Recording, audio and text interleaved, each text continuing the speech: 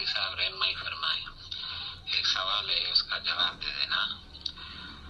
رہنمائی فرمائے, اگر کسی کی فوتگی ہو جاتی ہے تو جب دفنا کے واپس آ جاتے ہیں تو لنگر نیاز کرتے ہیں نا, تو وہ جائز ہے یا نہیں جائز؟ جس کو ہم سندھی میں کہتے ہیں کہ بھائی وہ کاند پا کہتے ہیں, اس کو دیگیاں پکاتے ہیں اور کھلاتے ہیں لوگوں کو. یہ سوال کا جواب دے دیں رہنمائی جی. جزاک اللہ خیرہ.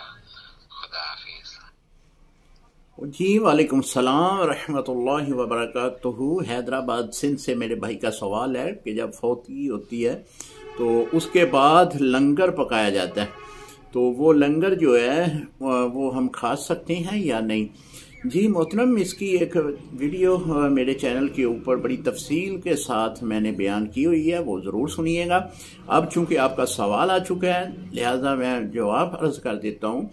اس میں دو طرح کی دعوت دی جاتی ہے, یعنی جس گھر میں فوتگی ہوئی ہو وہ دو طرح کی دعوت دیتے ہیں. مثال کے طور پہ اگر کوئی جنازہ آپ نے پڑھ لیا ہے تو جنازے کے بعد ایک گھر کا فرد جو ہے, گھر کا سربراہ جو ہے, وہ اعلان کرتا ہے کہ جی جو مہمان آئے ہیں وہ کھانا کھا کر جائیں.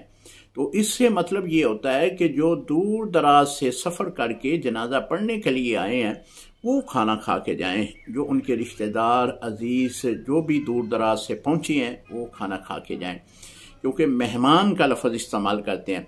اگر وہ اعلان کریں کہ جی ہر ایک کو دعوت ہے, جتنے بھی لوگ ہیں وہ نہ جائیں, کھانا کھا کے جائیں, یہ دعوت عام ہے. دعوت عام میں اگر آپ کھانا کھا لیتے ہیں تو کوئی مذائقہ نہیں ہے. اگر وہ دعوت خاص جو صرف مہمانوں کے لیے انہوں نے لنگر وہ کھانا پکایا ہوتا ہے وہ اگر آپ کھائیں گے تو یہ ایک اچھا عمل نہیں ہے, کیونکہ ہو سکتا ہے کہ اس نے بڑی مشکل سے ان لوگوں کا ہی کھانا پکایا ہو کہ جو ان کے مہمان خاص ہیں, یعنی دور دراز سے سفر کر کے پہنچے ہیں.